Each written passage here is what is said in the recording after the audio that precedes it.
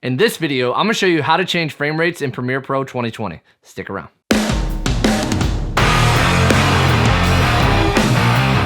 Tyler here from Video Editing with Tyler White, and if you want to learn how to edit video like a pro, start now by subscribing and hitting the bell so you don't miss anything. Here inside Premiere Pro, I've imported 3 clips, all with different frame rates. So the first one is 23.976 frames per second or 24 frames per second. The next one is 60 frames per second, and the last one is 120 frames per second. When I'm shooting my videos, I'm very intentional with the frame rates I use because the higher the frame rate, the slower the slow motion is gonna be. So if I want a clip to be in slow motion, I'm gonna make sure that I shoot it at a higher frame rate. And it's actually more appealing to the human eye because it's the same frame rate that you see in most movies that you see on TV. Typically what I'll do at the beginning of every project is I'll select all the clips. Then I'm going to right click, go down to modify, interpret footage.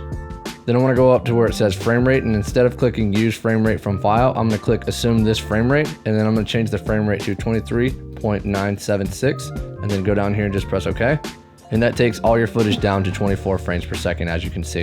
Then what I want to do is go up to File, New, Sequence. Then once this box comes up, just go down here to where it says Red R3D.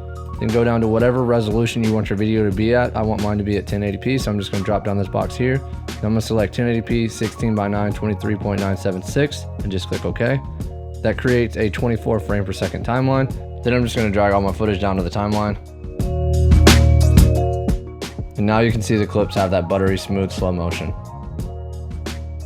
There should be no changes to the one clip that was already 23.976 frames per second. Continue to perfect your skills by checking out this video. Edit like a pro by subscribing and hitting the bell so you don't miss anything. I'll see you in the next video.